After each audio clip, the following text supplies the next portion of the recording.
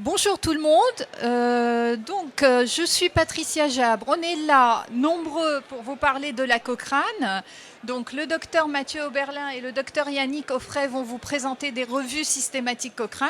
Moi, je vais vous parler donc de ce que c'est la Cochrane. C'est une organisation internationale qui est composée de chercheurs, de médecins, de professionnels de santé comme nous, de patients, d'aidants, de décideurs publics, et qui ont comme mission d'élaborer des revues systématiques et des méta-analyses de façon de grande qualité afin de pouvoir les diffuser dans le monde. Et nous sommes le Cochrane PEC, donc un groupe de Cochrane qui se rapporte à la médecine d'urgence. Et on est là pour diffuser ces revues.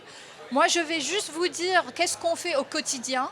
Au quotidien, on diffuse les revues Cochrane dans des journaux, et les journaux que vous connaissez le mieux, c'est les Annales françaises de médecine d'urgence, ce qu'on appelle les Pearls. Donc dans chaque numéro, vous avez nos Pearls. Vous avez aussi d'autres journaux internationaux, espagnols, Emergencia, ou bien brésiliens, ou bien libanais, qui diffusent nos Pearls. Nous avons notre site web. Si vous voulez voir les revues Cochrane qui intéressent la médecine d'urgence, vous les trouverez tous sur le site web qui est en plusieurs langues. Les réseaux sociaux, vous pouvez nous suivre, et nos lettres d'information. Nous sommes au congrès ici chaque année, donc on vous retrouve et nous enregistrons des vidéos. Et vous pouvez nous trouver sur le TopMU. Je pense que vous connaissez un peu le site TopMU canadien. Vous trouverez des capsules de la Cochrane sur le TopMU. Nous avons des articles dans les AFMU ou bien dans d'autres revues sur la Cochrane, comment elle s'est adaptée pendant le Covid, comment ils ont fait pour pouvoir passer cette période difficile. Et nous avons des ateliers pour expliquer un peu les tests statistiques, la méthode, comment lire une méta-analyse que nous faisons, que ce soit ici au Congrès Urgence ou bien à l'EUSEM, en Belgique, au Liban, au Maroc, partout. On est aussi auteur dans des revues Cochrane et on collabore avec d'autres groupes Cochrane.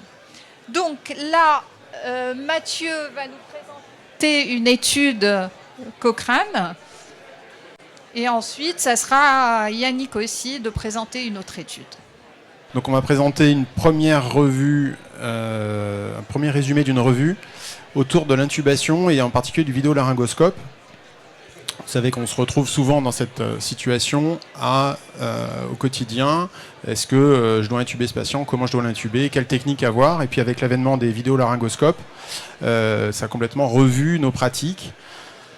Et il y avait tout un intérêt à réaliser cette revue Cochrane. Vous connaissez les critères d'intubation difficile, qui sont souvent pris à défaut en situation critique, et en particulier aux urgences et en préhospitalier. Un quart de nos malades ont des difficultés à intuber. Et ce n'est pas anodin parce que chaque tentative supplémentaire d'intubation est associée à une morbimortalité importante.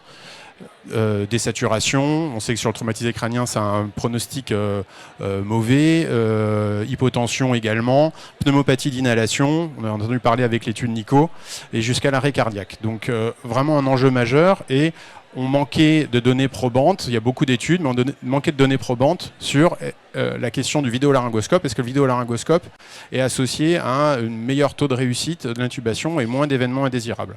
222 études quand même, c'est pas mal. Plus de 26 000 patients, et puis une méthodologie hyper rigoureuse. Vous apprendrez, si vous lisez la Cochrane, vous arriverez à regarder tous les biais potentiels qu'il peut y avoir, et ils sont nombreux. En rouge, vous avez à chaque fois un tableau qui résume, mais en rouge, vous avez les biais. Alors là, il y a un biais qui est majeur, bien évidemment. Il y a pas on ne peut pas faire en double aveugle. C'est-à-dire qu'évidemment, le matériel qu'on utilise pour l'intubation, ce n'est pas en aveugle. Mais à part ça, les méthodologies étaient plutôt rigoureuses.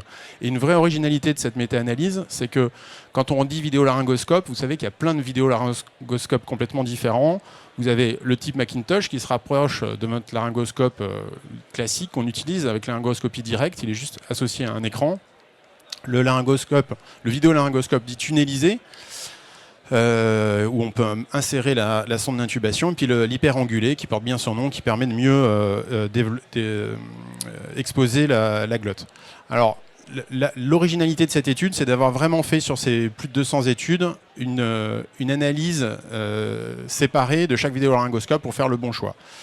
Voilà les résultats. On essaie de faire un résumé parce qu'il y en a énormément. Vous doutez bien de tous ces critères de jugement et puis ces 3 vidéolaryngoscopes. Vous avez globalement un résultat qui est plutôt en faveur de l'utilisation du vidéolaryngoscope, quel qu'il soit.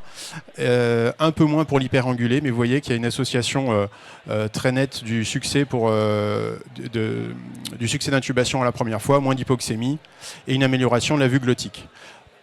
Par contre, moins bons résultats, enfin moins significatif pour les patients obèses, mais c'est lié au profil au volume de patients, excusez-moi. Alors, est-ce que ça nous suffit ? Il y a quand même un biais dans cette étude pour nous, pour notre pratique, en tant que Cochrane PEG, donc Pré-Hospital Emergency Care, c'est que la majorité de ces études, de ces 200 études, étaient réalisées au bloc opératoire. Et donc vous savez que ce n'est pas exactement les mêmes patients. Il y avait à peu près une vingtaine d'études qui étaient réalisées en milieu critique, réanimation, extra-hospitalier, urgence. Et il semblerait, dans cette revue, que l'effet soit moins flagrant, moins bénéfique. Et donc ça appelle à d'autres études plus spécifiques sur la médecine d'urgence. Je vous remercie, puis on peut discuter après si vous avez des questions.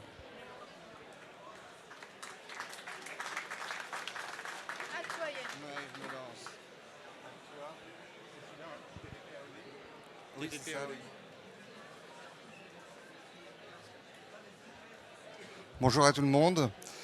Moi, je vais vous parler des anticoagulants avec les méta-analyses de l'équipe de Wang. Et donc, dans le titre, vous avez déjà la réponse, mais donc moins de segments majeurs pour une efficacité similaire. Merci. Des anticoagulants oraux directs comparés aux anticoagulants conventionnels dans le traitement de la thrombose veineuse profonde. Alors, ça a été une tempête assez importante. C'était dans les années 2008 que les anticoagulants oraux directs sont sortis. Et ils ont été confrontés à une tempête médiatique avec des journaux assez reconnus comme Le Monde, par exemple, qui disait l'épineux problème des nouveaux anticoagulants. Des problèmes aussi avec les biologistes qui ont écrit à Marisol Touraine, notre ancienne ministre de la Santé, pour lui dire que les AOD étaient un danger public et qu'il ne fallait pas autoriser ça. Également des procès contre la NSM, contre le laboratoire Boehringer suite à des morts avec ces AOD.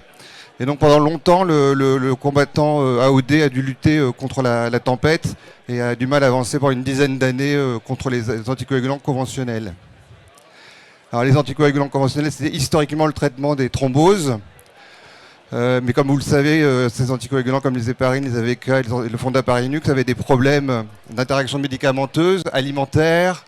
On a eu du mal à les équilibrer, ils avaient des effets indésirables graves et nécessitaient souvent des contrôles biologiques répétés. Donc ça a été un combat qui a été assez long entre les AOD et les autres traitements. Et finalement, qu'est-ce qu'il en sort ?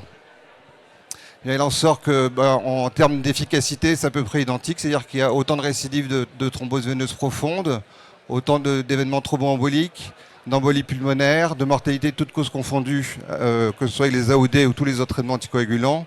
Cependant, vous voyez, les deux combattants, il y a une différence. Il y en a un qui saigne beaucoup moins. Et donc, les AOD entraînent beaucoup moins de segments majeurs, de manière très significative, avec un niveau de preuve élevé. Est-ce que pour autant le combat est fini? Est-ce que l'histoire est terminée?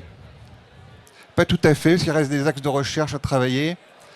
Sur, par exemple, les auteurs s'attachent à dire que le syndrome post-traumatique et la qualité de vie sont des optiques de recherche importants et qu'il faut les étudier. On sait aussi qu'il y a une variabilité importante interindividuelle de l'effet anticoagulant des AOD, que les doses sont certainement adaptées selon des sous-groupes, comme les personnes âgées, les cancéreux, la traumatologie grave, les personnes qui ont des anomalies thrombophiliques. On sait aussi que les AOD ont un effet qui est différent entre eux. Il faut donc étudier ça aussi de manière plus importante. Et il faut également faire des recherches sur l'impact des gens qui ont des traitements anticoagulants très prolongés et sur celui de leur arrêt. Voilà, je vous remercie.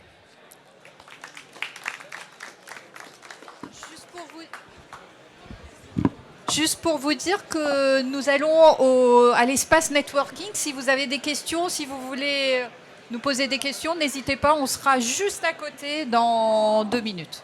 Merci.